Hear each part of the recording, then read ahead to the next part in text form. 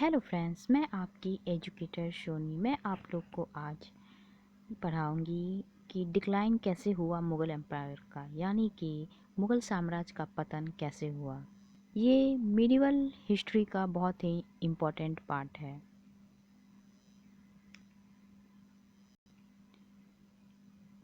Most important reason था औरंगजेब की दक्कन नीति। इस दक्कन नीति में क्या हुआ था? औरंगजेब की इस नीति में सबसे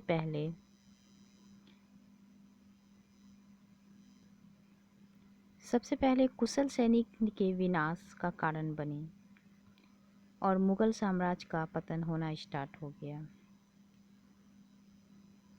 जब मुग़ल साम्राज्य में औरंगजेब ने यह दक्कन नीति की शुरुआत की, तभी से ही मुग़ल साम्राज्य का पतन होना तेज़ी से स्टार्ट हो गया और भौगोलिकवाद और भौगोलिक योगदान भी स्टार्ट हो गया।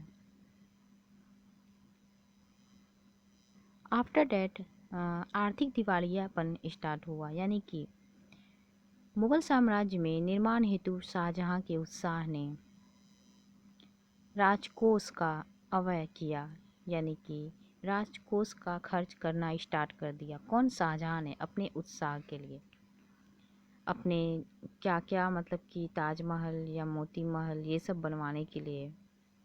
साथ ही दक्षिण में शाहजहां औरंगजेब के लंबे युद्ध ने राजकोष को कम किया, यानी कि शाहजहां और औरंगजेब के लंबे समय से जो राजकोष को कम करने का रीजन मेन था कि वो दोनों में लड़ाई में युद्ध में बहुत सारे पैसे खर्च हुए, जिससे राजकोष खाली हो गया।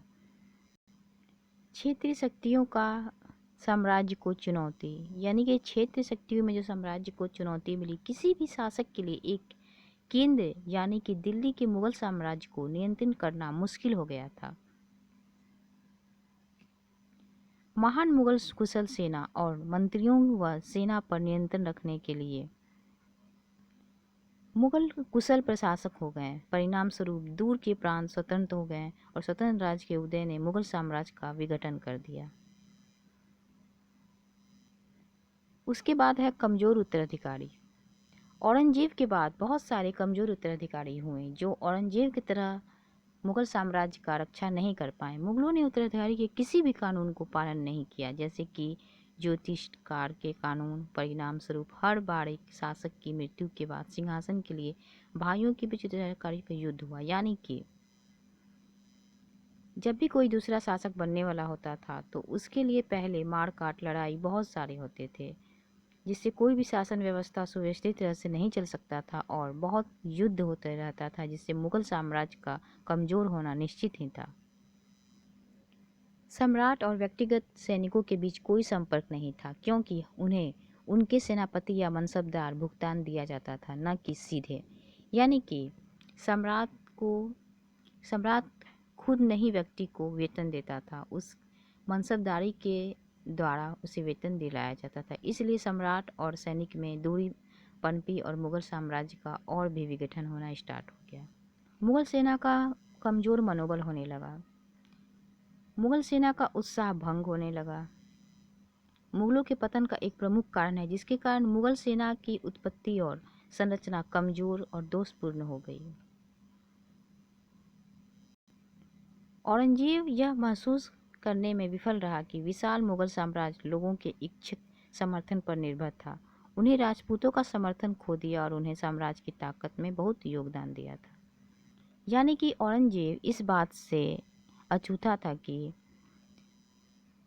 विशाल जो मुगल साम्राज्य है उसके इच्छुक निर्भर था, यानी उन्हें राजपूतों का समर्थन खो दिया। जो राजपूत उनकी सेवा करते थे, जो उनकी सेवा में थे, उनका समर्थन खो दिया, उससे लड़ाई करने लगा और उनसे दूरी बना ली, जिससे मुगल साम्राज्य का पतन होना बहुत ही वाजिब था और हुआ भी। उत्तर भारत में हिंदुओं को पहले से औरंगजेब द्वारा धार्मिक उत्पीड़न की नीति अलग कर दिया गया और हिंदू अधिकारी और साम्राज्य जागीरदार मुगल नीतियों प्रतिपादन उदासीन या गुप्त रूप से शत्रुतापूर्ण हो गए।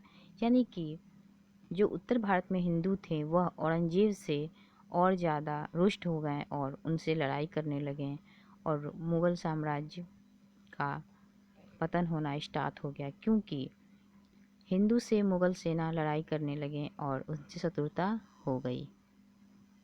इस तरह सारे बातों से हम देखते हैं कि शाही प्राधिकरण की कमजोरी के कारण मनसब एक दूसरे से इतने रुष्ट ईर्ष्या करने लगे। यदि उसे ऐसा लगने लगा कि अत्यधिक सफलता लेना, सेनापति अक्सर जानबूझकर 3/4 जीती गई लड़ाई सफलता के लिए घेराबंदी स्वयं को रोकने लगा।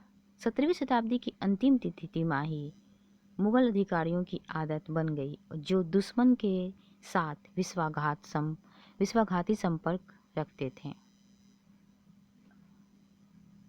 इस तरह हम देखते हैं कि सारी बातों से पता चलता है कि मुगल साम्राज्य का पतन होने का एक कारण नहीं था, बहुत सारे कारण जिम्मेवार थे, जिसमें से मुख्य कारण को बताया गया है। और भी बहुत सारे रीजन हैं मुगल साम्राज्य के विघटन का।